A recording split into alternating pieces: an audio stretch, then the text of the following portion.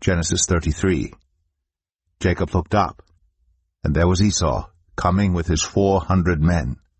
So he divided the children among Leah, Rachel, and the 2 female servants. He put the female servants and their children in front, Leah and her children next, and Rachel and Joseph in the rear. He himself went on ahead and bowed down to the ground 7 times as he approached his brother. But Esau ran to meet Jacob and embraced him. He threw his arms around his neck and kissed him, and they wept. Then Esau looked up and saw the women and children. "Who are these with you?" he asked. Jacob answered, "They are the children God has graciously given your servant." Then the female servants and their children approached and bowed down. Next, Leah and her children came and bowed down. Last of all came Joseph and Rachel, and they too bowed down. Esau asked, "What's the meaning of all these flocks and herds I met?" "To find favor in your eyes, my lord," he said. But Esau said, "I already have plenty, my brother. Keep what you have for yourself." "No, please," said Jacob. "If I have found favor in your eyes, accept this gift from me. For to see your face is like seeing the face of God. Now that you have received me favorably, please accept the present that was brought to you, for God has been gracious to me, and I have all I need." And because Jacob insisted, Esau accepted it. Then Esau said, "Let us be on our way. I'll accompany you." But Jacob said to him, "My lord knows that the children are tender, and that I must care for the ewes and cows that are nursing their young. If they are driven hard just one day, all the animals will die. So let my lord go on ahead of his servant, while I move along slowly at the pace of the flocks and herds before me and the pace of the children, until I come to my lord in Seir." Esau said, "Then let me leave some of my men with you." "But why do that?" Jacob asked. "Just let me find favor in the eyes of my lord." So that day Esau started on his way back to Seir. Jacob, however, went to Succoth, where he built a place for himself and made shelters for his livestock. That is why the place is called Succoth. After Jacob came from Padan Aram, he arrived safely at the city of Shechem in Canaan, and camped within sight of the city. For 100 pieces of silver he bought from the sons of Hamor, the father of Shechem, the plot of ground where he pitched his tent. There he set up an altar, and called it El Elohe Israel.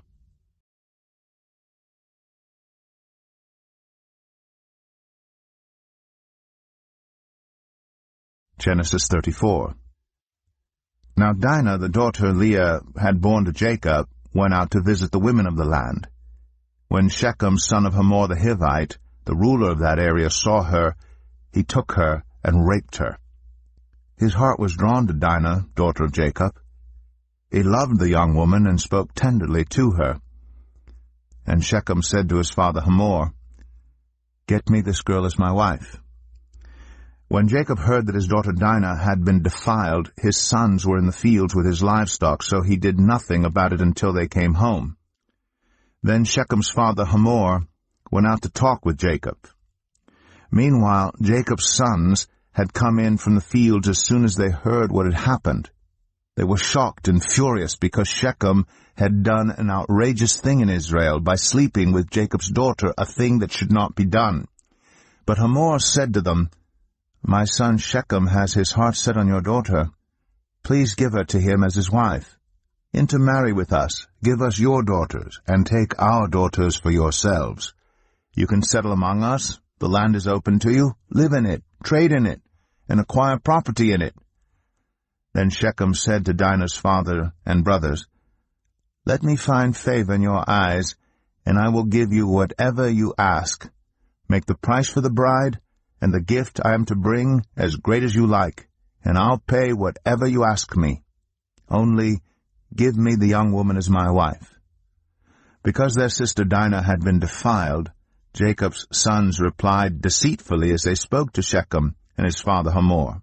They said to them, "We can't do such a thing. We can't give our sister to a man who is not circumcised, That would be a disgrace to us. We will enter into an agreement with you on one condition only, that you become like us by circumcising all your males. Then we will give you our daughters, and take your daughters for ourselves. We'll settle among you and become one people with you. But if you will not agree to be circumcised, we'll take our sister and go." Their proposal seemed good to Hamor and his son Shechem. The young man, who was the most honored of all his father's family, lost no time in doing what they said, because he was delighted with Jacob's daughter.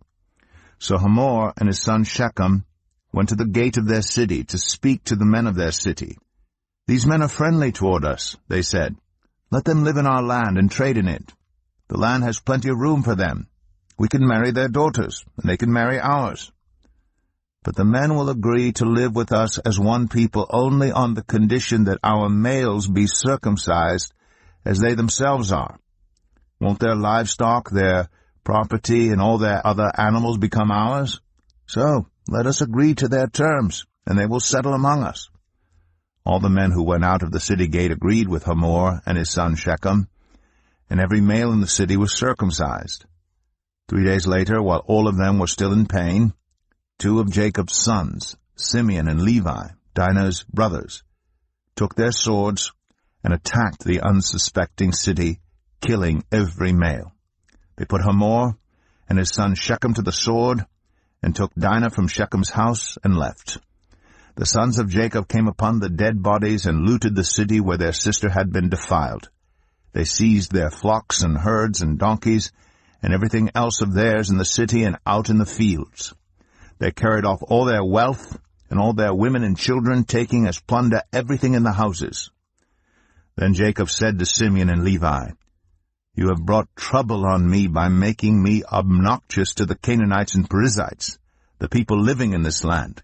We are few in number, and if they join forces against me and attack me, I and my household will be destroyed." But they replied, "Should he have treated our sister like a prostitute?"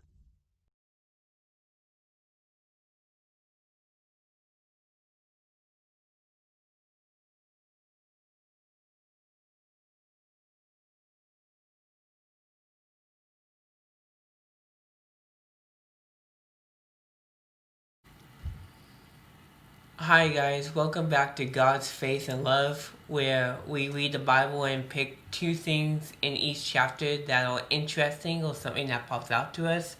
Today we're reading Genesis 33 and Genesis 34. Today in Genesis 33, what I found interesting is verse 4 and 5.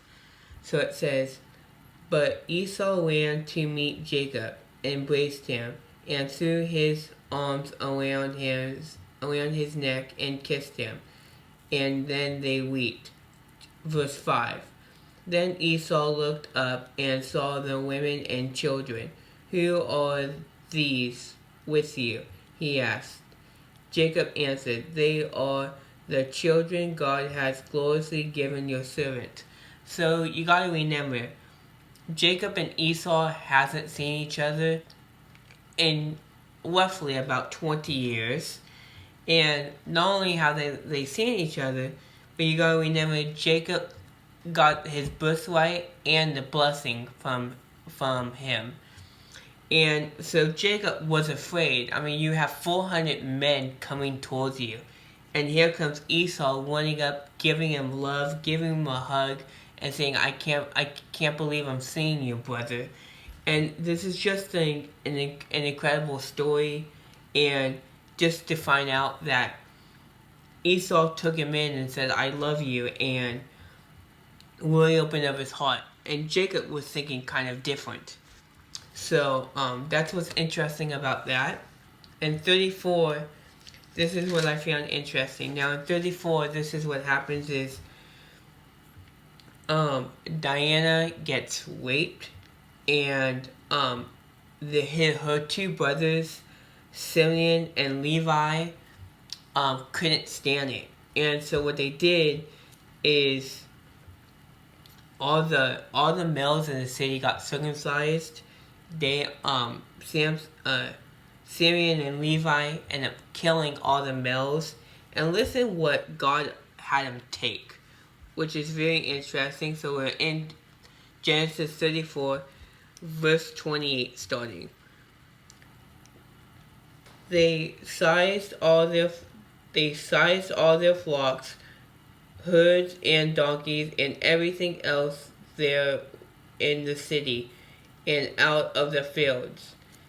Verse 29. They carried off the wealth and all their women and children, taking all the plunder, everything in the houses.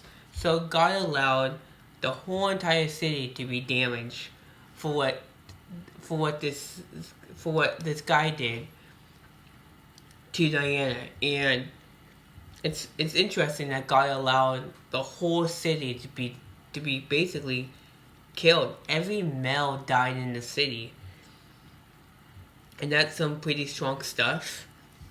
And then, in verse 30, you have Jacob and their father saying to Simeon and Levi, "You have brought terrible on me and making me a stranger to the Canaanites and parasites, the people who live in this land. We are few in number, and if they join forces against me and attack me, I and my household will be destroyed." And then 31. But they replied, Should he have treated our sister like a prostitute?